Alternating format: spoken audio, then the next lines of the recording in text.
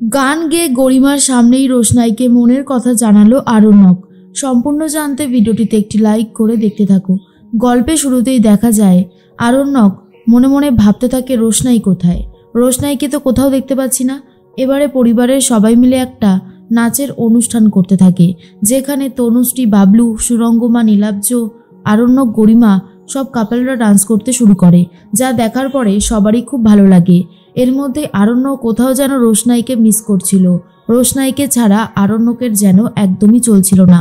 আরণ্যক মনে মনে ভাবে রোশনাই কোথায়, ওকে তো কোথাও দেখতে পাচ্ছি না। এরপর সেই একই প্রশ্ন সুরঙ্গমাও করে তনুশ্রীকে। তনুশ্রী বলে আসবে। ও আসবে না সেটা তো হতেই পারে না, অবশ্যই ও আসবে, আপনি একটু অপেক্ষা করুন। এর মধ্যেই জাহ্নবী অ্যানাউন্সমেন্ট করতে থাকে, এতক্ষণ তো অনেক পারফরমেন্সই আমরা দেখলাম, এবারে আমরা একটা দারুণ পারফরমেন্স দেখব, আর সেটা করবে আমাদের সকলের প্রিয় রোশনাই। এরপর রোশনাই চলে এসেছে। রোশনাই ডান্স করতে শুরু করে দেয়। রোশনাইয়ের ডান্সের স্টেপ দেখে অনেকেই রোশনাইকে অন্য নামে ডাকতে শুরু করে। আরণ্যক ভাবে রোশনাই এরকম টাইপের ডান্স করছে কেন, ও তো অন্য টাইপের ডান্স করে। কিন্তু জাহ্নবীরা এত করে রোশনাইকে বলেছে, তাই রোশনাইও বাধ্য হয়ে এই নাচটাই করতে শুরু করেছে। রোশনাই নাচের মধ্যে বারবার করে সার্জির দিকে তাকাতে থাকে, যা দেখে গরিমা বুঝতে পারে আর বলে এই মেয়েটার স্বভাব চরিত্র কখনোই ঠিক হবে না। মিনি তখন বলে, দেখেছো মা, রোশনাই কত সুন্দর ডান্স করছে, রোশনাইয়ের ডান্স দেখে কিন্তু আমার দারুণ লাগছে। তখন বড় মা বলে, সত্যি কথা, রোশনাই অনেক সুন্দর নাচ করছে, আর এটা দেখে আমারও খুব ভালো লাগছে। নীলাব্জও একই কথাই বলতে থাকে। এরপর যখন রোশনাইয়ের ডান্স শেষ হয়ে যায়, তখন সবাই মিলে হাততালি দিতে শুরু করে। কেউ কেউ আবার রোশনাইকে অফার করতে শুরু করেছে আর বলে, আপনি তো দারুণ সুন্দর ডান্স করতে পারেন, আপনি আমাদের সাথে চলুন, আমাদের ক্লাবে ডান্স করবেন, আমি আপনাকে অ্যাডভান্সও দিচ্ছি। আর একজন বলে, আমি এর থেকে ডাবল টাকা দেব, আমাদের ক্লাবে চলুন, আপনি সুন্দর নাচ করেছেন। এর মধ্যেই সবার এই কথা শুনে অবাক হয়ে যায় রোশনাই আর বলে, কি বলছেন কি আপনারা, আজ আমি এখানে নেচেছি বলে আমাকে টাকা অফার করছেন? তখন গরিমা বলে, ওনারা তো কোনো ভুল করেনি রোশনাই, ওনারা যা করেছেন তা তো ঠিকই করেছেন। তখনই রোশনাই বলে, গরিমা দিদি, তুমি এই কথাটা কি করে বলতে পারো, আমি তো বিশ্বাসই করতে পারছি না যে তুমি এই কথাটা বলছো। গরিমা তখন বলে, কেন, না বলার কি আছে, আর আমি তো কোনো ভুল কিছু বলিনি, যা বলেছি তা একদম সত্যি কথাই বলেছি। বাড়াবাড়ির একটা লিমিট থাকে, তুমি তো ওই রকম ধরনের নাচই নেচেছো, সেই জন্য তোমাকে এই কথাটা বলা হয়েছে। আর শোনো, ওনারা যখন টাকা পয়সা দিচ্ছে তুমি নিয়ে নাও, ওনাদের ক্লাবে নাচ করলেও তো তুমি অনেক টাকা ইনকাম করতে পারবে। আরণ্যক এবারে মুখ খুলেছে আর বলে, কি গরিমা, তুমি একটা মেয়ে হয়ে এরকম কথা বলছো? আমি ছেড়েই দিলাম যে ও তোমার বোন হয়, কিন্তু তোমরা দুজনাই তো মেয়ে, একটা মেয়ে হয়ে আরেকটা মেয়েকে অপমান করতে তোমার গায়ে লাগছে না? না। এর মধ্যে রোশনাই বলে, গরিমা দিদি, তুমিও তো নাচ করো, তুমিও তো একজন শিল্পী, একজন শিল্পী হয়ে আর একজন শিল্পীকে অপমান করছো, তাহলে তো বলবো তোমার লজ্জা হওয়া দরকার। আর এটা শোনার পরে গরিমা পুরোপুরি অবাক হয়ে যায় আর বলে, রোশনাই, তুমি কিন্তু আমাকে অপমান করছো, খবরদার আমাকে অপমান করতে আসবে না, তার ফল খুব একটা ভালো হবে না। সুরঙ্গমা বলে, কি হচ্ছে কি আরণ্যক, কি শুরু করেছো তুমি, সবার সামনে দাঁড়িয়ে আমাদেরকে এইভাবে অপমান করছো কেন? আরণ্যক তখন বলে, আমি কোনোভাবেই অপমান করিনি, যা বলেছি তা একদম অক্ষরে অক্ষরে সত্যি। সবথেকে বড় কথা কি জানেন, সবথেকে বড় কথা হচ্ছে যেটা হচ্ছে সেটা একদমই ভালো হচ্ছে না, খুব খারাপ হচ্ছে। একটা মেয়েকে অসহায় পেয়ে সবাই মিলে এইভাবে অপমান করবেন, এটা হতে পারে না।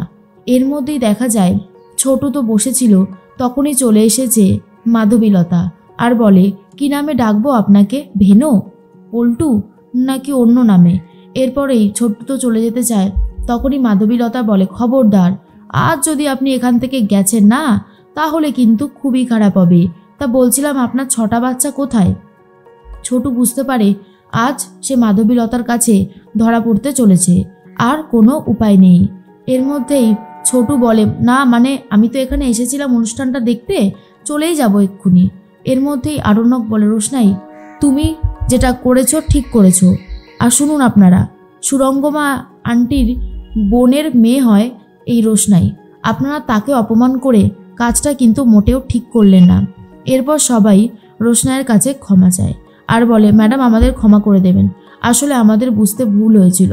রোশনাই তখন আর কিছু বলতে পারে না। আরণ্যক বলে, রোশনাইকে অনেক কাজ করতেও হয়তো আপনারা দেখেছেন, অনেক অ্যাডভার্টাইজমেন্ট রোশনাই নিজে করেছে, হয়তো আপনারা সেটা দেখেননি, যদি দেখে থাকেন তাহলে হয়তো এই কথাটা বলতেন না। তখন ওনারা বলে, সত্যি আমাদের ভুল হয়ে গেছে, আর কখনোই এরকম ভুল হবে না। সুরঙ্গমা ম্যাডাম, আপনার জামাই সত্যি খুব বড় মনের মানুষ, এরকমভাবে সবটা ক্লিয়ার করে দিল, আর আমরাও নিজেদের ভুলটা বুঝতে পারলাম। সুরঙ্গমা আর কোনো কথা বলতে পারে না। জাহ্নবী বলে, বাদশার কি দরকার ছিল সুরঙ্গমা আন্টির বোনের মেয়ে বোনের পরিচয় দেওয়া রোশনাইকে? সত্যি বাদশার এই বাড়াবাড়িগুলো না একদমই মেনে নেওয়া যায় না। তার মধ্যেই আরণ্যক মনে মনে ভাবে, রোশনাইকে এত বড় অপমানটা করা হলো, আমি খুব ভালো মতন বুঝতে পারছি এই সব কিছুর পেছনে রয়েছে মেম সাহেব। মেম সাহেব ছাড়া আর কেউ এরকম কিছু করতে পারে না। এর মধ্যেই জাহ্নবী বলে, যাই হোক, একটু ঝামেলা হয়ে গেল, তবে সব ঠিক আছে। এখন আর একটা অনুষ্ঠান আমাদের সবার সামনে হবে, আর সেটা করবে আমাদের বাদশা। আরণ্যক এখন একটা গান গেয়ে সবাইকে শোনাবে। তখন আরণ্যক বলে, গরিমা চলো। গরিমা তখন বলে, বাদশা তুমি যাও না, আমি এখানে রয়েছি। এরপর আরণ্যক মাইক হাতে নিয়ে গান করতে শুরু করে, কিন্তু সেটা গরিমার উদ্দেশ্যে নয়, শুধুমাত্র রোশনাইয়ের উদ্দেশ্যে। রোশনাইয়ের দিকে তাকিয়ে তাকিয়ে গান করতে থাকে আরণ্যক, যাতে গানটা শুনে রোশনাইয়ের মনটা একটু হলেও ভালো হয়ে যায়। আর রোশনাই তখন মন দিয়ে গানটা শুনতে থাকে। এর মধ্যে আরণ্যক ভাবে, রোশনাইয়ের সামনে আমি পারফরমেন্স করছি, আর গরিমার সামনেও আমি পারফরমেন্স করছি। সত্যি আমি যে খুব ভালোভাবে অভিনয় করতে শিখে গেছি সেটা জোর দিয়েই বলতে পারি। এর মধ্যে রোশনাইকে জিজ্ঞেস করে মাধবীলতা, আচ্ছা এই পাশে যে ভদ্রলোক বসে আছে ইনি কে হয়? তখনই রোশনাই বলে, উনি তো ছোটু, এই পরিবারের ছোট ছেলে, আপনি জানেন না? মাধবীলতা বলে, তাই না? এরপর আর ছোটু কিছু বলতে পারছে না। রোশনাই বলে, ছোটুর মতো মানুষ হয় না, ছোটু সত্যি খুব ভালো মনের মানুষ, জানেন? যে কেউ বিপদে পড়লে ছোটুই আগে যায় হেল্প করতে। ছোটু সত্যি খুবই ভালো মানুষ। এরপরেই মাধবীলতা বুঝতে পারে, সে যাই বলুক না কেন, নিজের কাজের জন্য হয়তো বলে ফেলেছে, কিন্তু রোশনাইয়ের থেকে এত ভালো ভালো সার্টিফিকেট শোনার পর ভেনু ছোটুর প্রতি একেবারে রাগ গলে জল হয়ে যাচ্ছে। এর মধ্যেই আরণ্যক আর গরিমা অনেক ফটোশ্যুট করতে থাকে, যা দেখার পরে রোশনাইয়ের খুব খারাপ লাগে, কিন্তু তবুও রোশনাই কোনো কথা বলতে পারে না। গরিমা তখন রোশনাইয়ের সামনে ইচ্ছে করে করেই আরণ্যকের সাথে আরও ভালো করে ছবি তুলতে থাকে। গরিমা ভাবে যে আরণ্যককে এইভাবে জোর করে হয়তো সে নিজের করে নেবে, কিন্তু না, আরণ্যকের মন শুধুই রয়েছে রোশনাইয়ের কাছে। এরপরে অনেকগুলো ছবি তোলা হয়েছে, কোন ছবিটা সব থেকে ভালো হয়েছে সেটা রোশনাই বলে। এরপর আরণ্যককে জিজ্ঞেস করা হলেও আরণ্যকও ওই ছবিটাই বলতে থাকে। আর তখন আরণ্যক রোশনাইকে বলে, আচ্ছা আমি কীরকম অভিনয় করলাম তুমি বললে না তো রোশনাই? রোশনাই তখন বলে, আমি আর কি বলবো স্যারজি, আপনার যেমন মনে হয়েছে আপনি ঠিক তেমনই অভিনয় করেছেন।